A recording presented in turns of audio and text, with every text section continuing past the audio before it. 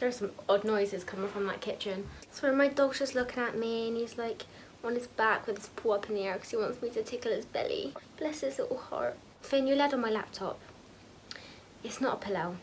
I do need it, if you wouldn't mind. Hello everyone, welcome back to my channel. Right, if you can hear crying in the background, Archie, my dog, is crying. Every night they have either a carrot or a whimsy. If you don't know what a whimsy is, it's like this small dog chew. I probably shouldn't say these words out loud because now they're looking at me like, and now he's crying for it, but he's 10 minutes early. So it's coming up to the time where students are going to be moving out of home for university. I was in this position a year ago and it's been an interesting year.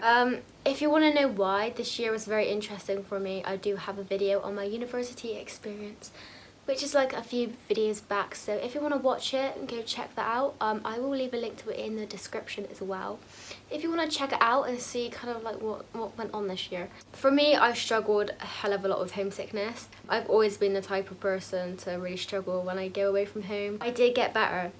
It got better. When I first moved to uni, it was very bad, but obviously I went home for lockdown. After lockdown, when I returned to uni, I did a lot better, and that was because I had a whole new mindset. I completely changed my mindset up and I had a lot of healthy coping mechanisms, which I'm going to be talking about today, which can hopefully help you if you are going to uni or just going away in general and you just need some advice with homesickness. Alright laptop, alright, chill. So the first tip that I have for you is to take it one day at a time. I used to think way too far in the future. I used to overthink everything that I had to do. Even the smallest things just stressed me out. I was always thinking about the next time I was going to go home and I was just kind of wishing my life away. When I went back to uni for the second time, I really took this piece of advice on and took it one day at a time, even like a moment at a time. I just focused on what I was doing in that moment and being present. And what that did is it really stopped me overthinking about every little thing that I had to do and stopped me stressing, which really helped me to relax. Also, just putting yourself through a situation twice, you don't want to do that. It just stresses you out more and you want to be chill, you know? Water break. All you can hear now is them crunching on their carrot. Can't win. Okay, do you mind? Oh, I shouldn't do that. I literally like leant back and like the, what's it called? The wax melter is on and my hair nearly went in it. Oops. Don't recommend you doing that. So the next thing I'm going to talk about is finding healthy coping mechanisms. So the first one for me was journaling. I've mentioned this in the past that I find journaling really helpful, and I do have a video all about journaling, how to get started, some different prompts you can use.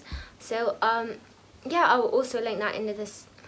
So I will also link that in the description below. So how I use journaling to help me cope with homesickness is to basically write whatever negative thought I'm having, and then I will use that and turn it into a positive. Some other things that I like to do is to write the positives about being at uni and what are the opportunities that I have from being at uni. So I was making new friends, living by the beach, which was amazing. That dog is so high maintenance, I swear to God. So another thing is that being at uni, you're gonna be working towards what you want to do in life and perhaps your dream job, which is a really big motivator. So there are some examples. Other things that I like to write is what I am looking forward to either the next day or in the next week. So if there was like a party that night or the next week, any plans with my friends that I was having, if anyone was coming up to see you, if you were going home, just like little things. It can make you feel more happy and excited for the next few days or weeks instead of just dreading them. I do love a good journal, and that is what I learned this year. Hannah loves journaling. Another thing is finding a hobby, and for me that was doing YouTube. I really love to create uni content. I find it really fun. Not gonna lie, most of my uni videos are private because I did look like a mess in half of them. Didn't really want to put that on the internet, but I enjoyed making them, you know? That's the whole point. I also love to watch YouTube, you know? That's a really big comfort for me. It's just sitting down chilling with a cup of tea and watching YouTube. I know, what an interesting life I have. The way of doing this is to join societies. You could try a new sport that you've never tried before, and it gives you the opportunity to meet new friends. Or if you did a sport back at home, say like if you did football, you could join a football society. The next tip that I have for you is to socialize. I cannot stress how important this is. When I first moved to uni, I definitely isolated myself, which was the worst thing that I possibly could do. When you are feeling really homesick and anxious and really sad and down, the last thing you want to do is to go out and socialize. Trust me. Alright, Peppa Pig. Did you hear that? She properly snorted. Tilly, are you a pig? Oh, you're come to say hi. I forgot what I was saying. When I went back to uni after lockdown, I made sure that I was always out in the kitchen and joining in. If I was invited on a night out, I would say yes. If there was a party, I would say yes to it. Because when I first moved to uni, I basically just said no. It made a hell of a difference. I went from being someone who just wanted to be on their own to someone who did not want to be on their own. Because as soon as I was on my own, that is when the thoughts came.